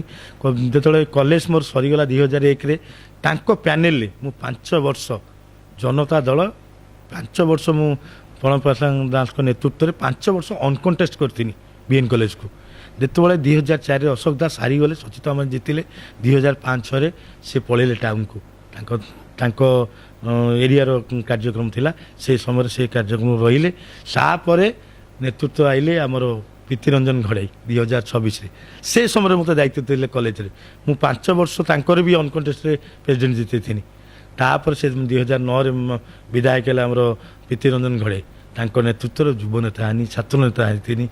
ତାପରେ କାଉନସିଲର ମଧ୍ୟ ହେଲେ ସେତେବେଳେ। ସେଇ ସମୟରେ ତାଙ୍କର ପ୍ୟାନେଲରୁ ସିଏ ମୋତେ ଟିକଟ ଦେଇଥିଲେ 2013ରେ କାଉନସିଲର ପାଇଁ। ତାପରେ ପ୍ରଥମ 2013ରେ ମୁଁ କାଉନସିଲର, ମୁଁ କେବେ ଚିନ୍ତା କରିନଥିଲି ଯେ ମୁଁ କଣ୍ଟିନ୍ୟୁ 6 ଥର ଯେଉଁ ଦାୟିତ୍ୱ ମାନେ ଦେଇଛନ୍ତି ଭଗବାନ କି ଦଳ ଦେଇଛି, ମୁଁ ଦଳକୁ ତ କେବେ ନିନ୍ଦିବିନି, କାରଣ ଦଳ ପାଇଁ ମୋର ପରିଚୟ।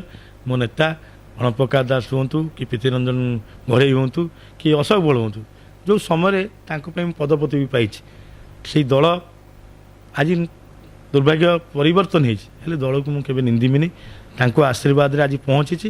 ମୁଁ ନିଶ୍ଚିତ ଯେତିକି ସମୟ ବି ଯେତିକି ଦିନ ବି ଅଛି, ଆଉ 6 ମାସ 8 ମାସ, ମୁଁ ଚେଷ୍ଟା କରୁଛି ସହରର ବିଭିନ୍ନ କାର୍ଯ୍ୟକ୍ରମ, ଯେଉଁ କାର୍ଯ୍ୟକ୍ରମ ଅଛି କି ବିକାଶମୂଳକ କାର୍ଯ୍ୟକ୍ରମ ଅନ୍ୟାନ୍ୟ କାର୍ଯ୍ୟକ୍ରମ ଅଛି, ମୁଁ ଚେଷ୍ଟା କରୁଛି 100% ତାକୁ ସମ୍ପୂର୍ଣ୍ଣ କରିବି।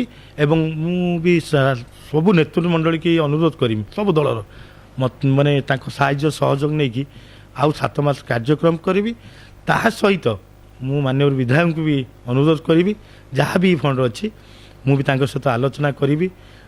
କଲେକ୍ଟର ହୁଅନ୍ତୁ, ପିଡି ହୁଅନ୍ତୁ କି ଏଡିଏମ୍ ହୁଅନ୍ତୁ, ଏକ୍ଜିକ୍ୟୁଟିଭ ଅଫିସର ହୁଅନ୍ତୁ, ବିଭିନ୍ନ ପ୍ରଶାସନ ଅଧିକାରୀଙ୍କ ସହିତ ଆଲୋଚନା କରିକି ଯାହା କାମ ବି ଚେଷ୍ଟା କରିବି 7-8 ମାସ ଭିତରେ ସମ୍ପୂର୍ଣ୍ଣ କରିବା ପାଇଁ।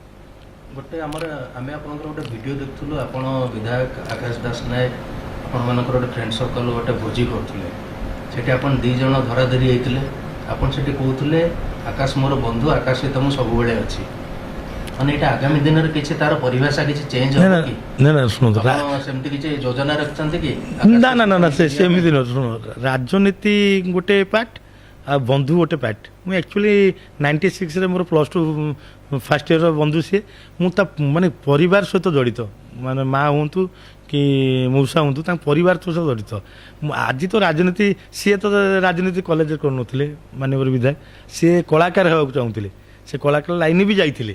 ସେଇ ସମୟରେ ମୁଁ ଥିଲି ରାଜନୀତି କରୁଥିଲି। ସେ ତ ମୋର ଫ୍ରେଣ୍ଡ ସର୍କଲ୍ ବହୁତ ଥିଲା, ବହୁତ ସାଙ୍ଗ ମୋର ଅଛନ୍ତି, ବହୁତ ମାନେ କୋଟିପତି ଫ୍ରେଣ୍ଡସ୍ ଅଛନ୍ତି, ଯିଏ ଆଜିକା ଡେଟ୍ରେ କୋଟିପତି। ସେତେବେଳେ ମୋ କଲେଜରେ ବହୁତ ସାହାଯ୍ୟ ସହଯୋଗ। ଆପଣ କୋଟିପତି ହେଇନାହାନ୍ତି? ମୁଁ ଏତେ ବଡ଼ ଲୋକ ନୁହଁ, ମୋ ବାପା ମଧ୍ୟ ଶ୍ରେଣୀର ଲୋକ। ଲକ୍ଷପତିରେ ଅଛନ୍ତି ବାପା? କିଛି ନାହିଁ, ମୋର ପଇସାର ଲୋଭ ନାହିଁ। ପଇସା ଲୋଭ କରିଥିଲେ ମୋ କତିରେ ଆଜି କୋଟି ଥାନ୍ତା। ମୁଁ ସେ ପଇସା ଲୋଭ କରୁନି। ମୁଁ ଆଜି ବି କହୁଛି ଆପଣଙ୍କ ମାଧ୍ୟମରେ, ମୋ ପଦପଦବୀ ଥାଉ ନଥାଉ, ଯେତିକି ଅନୁଷ୍ଠାନ ହେଇଛି, ମୋତେ ଯେତେବେଳେ ଯେଉଁ ମୁହୂର୍ତ୍ତରେ ଡାକିବେ ମୁଁ ସେଇ ମୁହୂର୍ତ୍ତରେ ବ୍ୟାସନଗର ପାଇଁ ସବୁବେଳେ ଲଢ଼େଇ କରିବି। ସୁଭାଷ ବଳଙ୍କର କିଛି ଆଗାମୀ ଆଶା କ'ଣ ରହିଛି? କିଛି ମୋର ଆଶା, ମୁଁ କେବେ ଭାବିନଥିଲି ମୁଁ ଚେୟାରମ୍ୟାନ୍ ହେବି। ମୁଁ ବି ଭାବିନଥିଲି କେତେବେଳେ ମୁଁ ଗୋଟେ କାଉନସିଲର ପ୍ରଥମେ ହେବାକୁ ଚାହୁଁଥିଲି। ଯାହା ହଉ ଗୋଟେ ସେତେବେଳେ ପ୍ରୀତି ରଞ୍ଜନ ଘଡ଼େଇ ଥିଲେ, ତାଙ୍କ ଆଶୀର୍ବାଦ ରେ ମୁଁ କାଉନସିଲର ହେଲି। ସିଏ ବି ମୋତେ ଫେରେ ଚିନ୍ତା କଲେ, ନା ଇଏ ଯୁବକୁ ନେଇକି ଲଢ଼େଇ ସବୁବେଳେ କରୁଛି, ସେଥିପାଇଁ ମୋତେ ଦାୟିତ୍ୱ ଦେଇଥିଲେ 2013ରେ ଭାଇସ୍ ଚେୟାରମ୍ୟାନ୍। ଏଥର ମୁଁ ଏବେ ଯେତେବେଳେ ହେଲି, ଆକ୍ଚୁଆଲି ଅନାସ୍ଥା ହେବା ଦରକାର ନଥିଲା। ଯଦି ସିଏ ଗୋଟେ ମୋର ଭାଇ ଡାକନ୍ତି, ସେ ପୂର୍ବତନ ଚେୟାରମ୍ୟାନ୍ ସଙ୍ଗୀତା ପିଙ୍ଗୁଆ, ସେ ଯଦି ସମସ୍ତଙ୍କୁ ନେଇକି ମୋତେ ବି ଟିକେ ପଚାରିକି ସବୁ କାର୍ଯ୍ୟକ୍ରମ କରିଥାନ୍ତି, ଅନାସ୍ଥାକୁ ଯାଇନଥାନ୍ତା। ମନ ଭିତରେ ମନାନ୍ତର ରହିଲା, ଯାହାଫଳରେ ଅନାସ୍ଥା ବାଟକୁ ଗଲା। ମାନେ ମୋର ଅନାସ୍ଥା ସପକ୍ଷରେ ନୁହଁ, କାରଣ କାହିଁକି ଲଢ଼େଇ କରିବି, ତାଙ୍କ ମନ ଦୁଃଖ କରିବି। ମୁଁ ସମସ୍ତଙ୍କୁ ଚଳିବାକୁ ଅଛି। ମୁଁ ଭାଇସ୍ ଚେୟାରମ୍ୟାନ୍ ଥିଲି, ବହୁତ ବେଷ୍ଟ ଭଲ ଥିଲି। ମୁଁ ବା କହିନି ଏବେ 16 ମାସରେ ରାଜନୀତି କ'ଣ ଜାଣିନି। ଆପଣ ଚକ୍ରବ୍ୟୁହରେ ବର୍ତ୍ତମାନ ପଶିଯାଇଛନ୍ତି ପୁରା? ଚକ୍ରବ୍ୟୁହରେ ନେଇ, ମୋର ତ ସମସ୍ତଙ୍କ ସହିତ ଭଲ ସମ୍ପର୍କ, ହେଲେ ଗୋଟେ ସମସ୍ତଙ୍କୁ ନେଇକି ଗୋଟେ ଲଢ଼େଇ ତ କରିପାରୁନି। ସମସ୍ତଙ୍କୁ ନେଇ କେମିତି ଆଗାମୀ ଦିନରେ ଆଉ 7-8 ମାସ କେମିତି ଭଲରେ ଯିବ, କିଛି ଯେଉଁ କାର୍ଯ୍ୟ ଅଛି ବ୍ୟାସନଗର ପ୍ରତି, ସେ କାର୍ଯ୍ୟକୁ କେମିତି ସମ୍ପୂର୍ଣ୍ଣ କରିବି, ଏଇ ଆଉ ଗୋଟେ ମୋର ସ୍ୱପ୍ନ ରହିଯାଇଛି। ଏଇ 7-8 ମାସ ସମସ୍ତଙ୍କୁ ନେଇ ମୁଁ ଧନ୍ୟବାଦ ଦେବି କାଉନସିଲରମାନଙ୍କୁ। ଆପଣ ଜାଣିଥିବେ ପୂର୍ବ ସରକାର କୋଟି ଟଙ୍କା ପ୍ରୋଜେକ୍ଟ ଦେଇଛି। ସେ ପ୍ରୋଜେକ୍ଟ କରିଥିଲେ ବୋଲି ଆଜି ସହରରେ କିଛି କାମ ହୋଇପାରିଛି। ଇଏ ସରକାର ଫଣ୍ଡ ଦେଇଛନ୍ତି, ଯେତିକି ଆବଶ୍ୟକତା ଅଛି ବ୍ୟାସନଗର ମ୍ୟୁନିସିପାଲିଟିକି ସେ ଫଣ୍ଡ ଦିଆହେଇନି। ମୁଁ ଅନୁରୋଧ କରିବି ସରକାରଙ୍କୁ ଯେ ଯାହା ଅଛି ବ୍ୟାସନଗରର ଉନ୍ନତି ହେଉ। ଆଜି ଜିଲ୍ଲାର ମୁଖ୍ୟଶାଳା ଯଦି ବ୍ୟାସନଗର, ତାହେଲେ ମାନେ ବ୍ୟାସନଗର ଉନ୍ନତି ହେଉ। ଅନ୍ୟ ଫଣ୍ଡ ଆପଣ କହିଲେ DME ଫଣ୍ଡ ସେ ସମୟରେ ଅନ୍ୟ ନିର୍ବାଚନ ମଣ୍ଡଳୀକି ପଳେଇଲା। କାହିଁ ଆପଣ ତ ଜାଣିଛନ୍ତି ଏଇଥର କ'ଣ ହେଲା, ଆଜି କୋରିଆରେ ଧର୍ମଶାଳାକୁ ପଳେଇଲା। କାହିଁକି? ଇଏ କ'ଣ ରାଜନୀତି ହେଲାନି? ସେଥିପାଇଁ ରାଜନୀତି ବାଟରେ ଯାଉ, ବନ୍ଧୁତାରେ ରହୁ। ଏବଂ ସହରର ଯେତେବେଳେ ଉନ୍ନତି ବିକାଶ ଯେତେବେଳେ ହେଉଛି, ସେତେବେଳେ ସମସ୍ତଙ୍କୁ ମୁଁ ଅନୁରୋଧ କରିବି, ସେତେବେଳେ ସମସ୍ତେ ଏକାଠି ଯିବ। ଆଚ୍ଛା, ଏ- ଆପଣ ଗୋଟେ ଜିନିଷ ଆପଣଙ୍କ ଘର ପାଖ ଆପଣଙ୍କ ଦୁଆର ମୁହଁ ରାସ୍ତାରେ ଆଣ୍ଠୁଏ ପାଣି ଜମୁଛି। କିଛି ଦିନ ପୂର୍ବରୁ ଆମ ପାଖକୁ ଆସିଥିଲେ ଆପଣଙ୍କ ଘର ପାଖରୁ ବରିଷ୍ଠ ନେତା ବିଦ୍ୟାଧର ମହାନ୍ତି। ସେ କହୁଥିଲେ ଯେ ଚେୟାରମ୍ୟାନ୍ ଆମର ସବୁ ଆମର, କିନ୍ତୁ ଆମ ନିଜ ଘର ପାଖରୁ ଆମେ ବାହାରିଲେ ଆଣ୍ଠିଏ ପାଣିରେ ବାହାରୁଛୁ। ତାର କିଛି ପ୍ରତିକାର ହେଇପାରୁନି ଏଇଟା ଦୁଃଖର କଥା। ଚେୟାରମ୍ୟାନ୍ ପାଣିରେ। ଶୁଣନ୍ତୁ, ବିଧାୟକ ଦୁଃଖର ମଧ୍ୟ ପାଣିରେ। ଦୁଃଖର କଥା। ମୁଁ ଆକ୍ଚୁଆଲି ଏଇଟା ମୁଁ ବା କହିନି 2024ରେ ଲଘୁଚାପ ହେଉନି କି ବର୍ଷା ହେଉନି, ପୂର୍ବ ଦିନ ବର୍ଷ ମାନଙ୍କର ହେଇଛି। ଆମର ଯେଉଁ ଯାହା ବି ହେଇଛି ପ୍ଲାନିଂରେ କିଛି ହେଇନି। ଆପଣ ଦେଖନ୍ତୁ, ଆମର ଇନ୍ଦିରା ଗାନ୍ଧୀ ଯେଉଁ ପଡ଼ିଆରୁ ନୂଆଗଡ଼ ପଡ଼ିଆରୁ ନୂଆଗଡ଼ କହ୍ନେଇପୁର ପାଣି ଆମ ଗାଁ ହେଉଛି ତଳ ଲେବୁଲରେ ଅଛି। ସେ ପାଣି ରହୁଛି। ମୋର ଦୁଃଖ କରୁଛି, ମୁଁ ଚେୟାରମ୍ୟାନ୍, ମୋ ଚାରିକର ପାଣି ରହୁଛି। ମୁଁ କ'ଣ ଚେୟାରମ୍ୟାନ୍ ହେଇଥିଲି ତ ମୁଁ ପାଣି ସାଙ୍ଗେ ସାଙ୍ଗେ କ'ଣ କରିପାରିବା ନାହିଁ। ଯେପର୍ଯ୍ୟନ୍ତ ଡ୍ରେନେଜ୍ ସିଷ୍ଟମ୍ ଆମେ ନ କରିଥିବା, ମୋ ସହରବାସୀ ସବୁବେଳେ ଏ ବର୍ଷା ଦିନେ ସମ୍ମୁଖୀନ ହେବେ। ମୋ ୱାର୍ଡ଼ରେ 3ଟି ଜାଗାରେ ପାଣି ଜମି ରହୁଛି, ମୁଁ କିଛି କରିପାରୁନି। ମେସିନ୍ ପଠେଇମି, ଲେବର ପଠେଇମି, ଟିକେ ଇଏ କରିଦେବେ, ପାଣି ଯିବ, ଫେର ତା ପରଦିନ ବର୍ଷ ଫେର ଏତିକି ପାଣି। ଏ ସମସ୍ୟା ଦୂର ହେବ ଯେତେବେଳେ ଯେଉଁ ସରକାର ରୁହନ୍ତୁ, ଯେତେବେଳେ ଯେଉଁ MLA ରୁହନ୍ତୁ, ତାଙ୍କର ଦାୟିତ୍ୱ ସହରର ଏଇ ଯେଉଁ ବିଭିନ୍ନ ସମସ୍ୟା ଅଛି ଦୂର କରିବେ। ଚେୟାରମ୍ୟାନ୍ ଯିଏ ବି ରୁହନ୍ତୁ, ଆଜି ମୁଁ ଚେୟାରମ୍ୟାନ୍ ଅଛି, କାଲି ଚେୟାରମ୍ୟାନ୍ ନଥିବି, ଗୋଟେ ନାଗରିକ ହିସାବରେ ମୁଁ ଲଢ଼େଇ କରିବି ସହର ପାଇଁ। ମୁଁ ନିଜେ ଅନୁଭବ କଲି, ଯେତେବେଳେ ଯିଏ ଦାୟିତ୍ୱରେ ବଡ଼ ଦାୟିତ୍ୱରେ ନେତୃମଣ୍ଡଳ ରହୁଛନ୍ତି, ତାଙ୍କର ପ୍ରଥମ କର୍ତ୍ତବ୍ୟ ସହରର ଉନ୍ନତି ବିକାଶ କରିବା ଆବଶ୍ୟକତା ଅଛି। ସୁଭାଷ ଭଟ୍ଟ ପରିବାରରେ ଆପଣଙ୍କର କିଏ କିଏ ଅଛନ୍ତି? ପିଲାମାନେ କ'ଣ କରୁଛନ୍ତି? ମୁଁ ମୋର 5 ଭାଇ, ସମସ୍ତେ ଅଲଗା ଅଲଗା ଅଛନ୍ତି। ଆମେ 2 ଭାଇ ଅଛୁ। ମୋ ମିସେସ୍ ବି ମାନେ ଏଜୁକେଟେଡ୍। ସେ ଚାକିରି କରିଥିଲେ ରୋହିତ ଫେରୋଟେକ୍ରେ ପ୍ଲାଣ୍ଟରେ। ଯେତେବେଳେ ପିଲା ଛୁଆ ହେଲା, ସେତେବେଳେ ମୋର ଆକ୍ଚୁଆଲି ଟ୍ୱିନ୍ସ ଝିଅ ଏବେ ସେଣ୍ଟ ମେରିର 6th କ୍ଲାସ୍ ପଢ଼ୁଛନ୍ତି। ଆଉ ଭାଇମାନେ ତାଙ୍କର ବିଜନେସ୍ କରୁଛନ୍ତି। ମୁଁ ତ ଜୀବନରେ ବିଜନେସ୍ କ'ଣ ଜାଣିନି। ମୁଁ ଛାତ୍ର ଜୀବନରୁ ଯାହା ହଉ କିଛି ଲୋକଙ୍କ ମାନେ ସାହାଯ୍ୟ ସହଯୋଗ କରିଥିଲି। ଏବଂ ମୋର ବାପା ମା' କ'ଣ ଆଶୀର୍ବାଦ, ମୋ ଗାଁର ଆଶୀର୍ବାଦ, ମୋ ସାଙ୍ଗସାଥିର ଆଶୀର୍ବାଦ, ମୋ ସହରବାସୀଙ୍କ ଆଶୀର୍ବାଦ, ମୋର ସହରର କିଛି ଗୁରୁଜନଙ୍କ ଆଶୀର୍ବାଦରେ ମୁଁ 13 ବର୍ଷ ଭିତରେ 2 ଥର କାଉନସିଲର, 2 ଥର ଭାଇସ୍ ଚେୟାରମ୍ୟାନ୍, 2 ଥର ଚେୟାରମ୍ୟାନ୍ର ଦାୟିତ୍ୱ ରହିଛି। ମୁଁ ପଦପତିରେ ନଥାଇ ମୋ ସହର ପାଇଁ ସବୁବେଳେ ମୁଁ ଲଢ଼େଇ କରିବି। ୟା ପରେ ଆଶା ରଖିଛନ୍ତି ପୁଣି କାଉନସିଲକୁ ପୁଣି ଯିବେ ସେମିତି ଜେତାପଟ କରିକି? ମୁଁ ଏବେ ଯେତେବେଳେ ସରକାର ପରିବର୍ତ୍ତନ ହେଲା, ଏବେ 16 ମାସରେ ଅନୁଭବ କନି, ଯେଉଁମାନେ ବି କାଉନସିଲର ହେଉଛନ୍ତି ବହୁତ କଷ୍ଟରେ ଅଛନ୍ତି। କାଉନସିଲରଙ୍କର ଦରମା ଆପଣ ଜାଣିନେ, ପୂର୍ବରୁ 500 ଟଙ୍କା ଦରମା ତାଙ୍କର ଗୁଗୁଲରେ ସବୁ ମିଳିଯାଉଛି। ସିଏ ଯେଉଁ କଷ୍ଟରେ ଅଛନ୍ତି, ଗୋଟେ କାଉନସିଲର 8 ଲକ୍ଷ 10 ଲକ୍ଷ ଟଙ୍କା ଖର୍ଚ୍ଚ କରିକି ଗୋଟେ ଲଢ଼େଇ କ'ଣ ପାଇଁ? ସିଏ ଗୋଟେ ରାଜନୀତି ଆସୁଛନ୍ତି, ହଁ କିଛି ୱାର୍ଡ଼ର ସେବା ପାଇଁ। ଯେତେବେଳେ ତାଙ୍କରି ମାସକୁ 10,000 ଖର୍ଚ୍ଚ ହେଉଛି, ସେ ନିଜେ ତାଙ୍କ ହାତରୁ ଖର୍ଚ୍ଚ କରୁଛନ୍ତି। ବାହାଘର, କାହାର ବ୍ରତଘର, କାହାର ମେଡ଼ିକାଲ କେସ୍ ସବୁ ହାତରୁ କରୁଛନ୍ତି। ଯାହା ହଉ ନିଶ୍ଚିତ ଭାବେ କାଉନସିଲରମାନଙ୍କୁ ଧନ୍ୟବାଦ ଦେବି। ସେ କାଉନସିଲର ହେଉଛନ୍ତି, ମୁଁ ଭାବୁଛି ତାଙ୍କ ମନରେ ଅଛି ମୁଁ ଗୋଟେ କାଉନସିଲର। ସମସ୍ତଙ୍କର ମନ ଥାଏ, ମାତ୍ର 26 ଜଣ କାଉନସିଲର ଏବେ ସହରରେ 50,000 ପାଖାପାଖି ଭୋଟର ହେଲେଣି, ପପୁଲେସନ୍ 1.5 ଲକ୍ଷ ହେଲେଣି। ସେମାନେ ଯେଉଁମାନେ କାଉନସିଲର ହେଇନାହାନ୍ତି, ସେମାନେ ସବୁବେଳେ ଚାହୁଁଛନ୍ତି ଯେ ଆମେ ଜଣେ ଜଣେ କାଉନସିଲର। ସେ କାଉନସିଲର କ'ଣ, ସେ ଯେତେବେଳେ କାଉନସିଲର ହେଲା ପରେ ସିଏ ନିଜେ ଚିନ୍ତା କରିବେ କେତେ କଷ୍ଟରେ କାଉନସିଲର ଅଛନ୍ତି। ଆଚ୍ଛା, ଆମେ ବର୍ତ୍ତମାନ ଗୋଟେ ରାପିଡ୍ ଫାୟାର ରାଉଣ୍ଡ ଗୋଟେ ଯିବା। ସେଥିରେ ମୁଁ କିଛି ବ୍ୟକ୍ତିଙ୍କ ନାଁ କହିବି, ଆପଣ ଗୋଟେ ୱାର୍ଡ କିମ୍ବା ଗୋଟେ ସେଣ୍ଟେନ୍ସରେ ତାଙ୍କ ବିଷୟରେ କହିବେ। ପ୍ରୀତିରଞ୍ଜନ ଘଡ଼େଇ ଜଣେ ମୋର ଭଲ ଭାଇ ଏବଂ ଜଣେ ଓଡ଼ିଶାର ଭଲ ଲିଡର। ପ୍ରଣବ ପ୍ରକାଶ ଦାସ ବବି ଦାସ ସେ ମୋର ପ୍ରଥମ ରାଜନୀତିର ଗୁରୁ ଏବଂ ମୋର ଯେତେବେଳେ ଦୁଃଖ ସୁଖର ସାଥୀ କହିଲେ କମ୍ ହେବନି। ଆଉ ଓଡ଼ିଶାର ସେ ପରିଚୟ, ନିଜର ପରିଚୟ ରାଜନୀତିରେ ସେ ସୃଷ୍ଟି କରିଛନ୍ତି, ସେଇଟା ହେଉଛି ମୋ ପାଇଁ ବଡ଼ ଜିନିଷ। ଆକାଶ ଦାସ ନାୟକ ମୋର ବନ୍ଧୁ, 30 ବର୍ଷର ବନ୍ଧୁ, ଜଣେ ସିଧା ସାଧା ବ୍ୟକ୍ତିତ୍ୱ। ଆଉ ତାଙ୍କ ପରିବାର ସହିତ ମୋର ଜଡ଼ିତ, ବହୁତ ଭଲ ସାଙ୍ଗ ସେ ମୋର। ଆପଣଙ୍କ ଦଳର ମୁଖିଆ ନବୀନ ପଟ୍ଟନାୟକ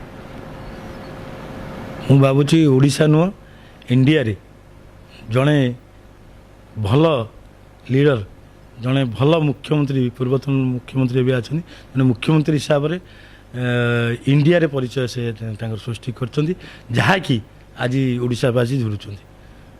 ବର୍ତ୍ତମାନର ମୁଖ୍ୟମନ୍ତ୍ରୀ ଶ୍ରୀଯୁକ୍ତ ମୋହନ ଚରଣ ମାଝୀ ଜଣେ ଭଲ ଲୋକ, ରାଜନୀତି କ୍ଷେତ୍ରରେ ମୁଖ୍ୟମନ୍ତ୍ରୀ ହେଇଛନ୍ତି ନିଶ୍ଚିତ ଭାବେ ତାଙ୍କର ଯେଉଁ ଦାୟିତ୍ୱ ଓଡ଼ିଶା ପ୍ରତି ରହିଛି ମୁଖ୍ୟମନ୍ତ୍ରୀର ଯେ ମୁଖ୍ୟ ଓଡ଼ିଶା ପ୍ରତି ରହିଛି ସେଟା ତାଙ୍କର ଯାହା କରିବା କଥା ମୁଁ ଭାବୁଛି ମୁଁ ଗୋଟେ ନାଗରିକ ହିସାବରେ ଭାବୁଛି ସେ ଠିକ୍ ଭାବେ କରିପାରୁନାହାନ୍ତି ଆଶା ବିଶ୍ୱାସ ରଖିବା ସେ ପ୍ରଥମେ ନୂତନ ଭାବେ ଦାୟିତ୍ୱ ନେଇଛନ୍ତି ମୁଁ ଭାବୁଛି ଆଗାମୀ ଦିନରେ ଯଦି ରାଜ୍ୟବାସୀଙ୍କ ପାଇଁ କିଛି କାମ କରିବେ ତାହେଲେ ଭଲ ଲିଡର ହେଇପାରିବେ ସୁଭାଷ ଭଟ୍ଟ ସାଧାରଣ ଲୋକ ସାଧାରଣ ଗୋଟେ ନାଗରିକ ଗରିବ ପିଲାଟିଏ ଯିଏ ମୋତେ ଭଲ ପାଉ ନ ଭଲ ପାଉ ମୋ ମନ ଭିତରେ ସେମିତି କାହା ପ୍ରତି ମାନେ ହିଂସା ଇଏ କିଛି ରଖେନି ମୋତେ ଯିଏ ଡାକେ ମୁଁ ତା କତିରେ ଠିଆ ହୁଏ ମୁଁ କେତେ ଥାଉ ନଥାଉ ମୁଁ ତାଙ୍କ କତିରେ ଯିବି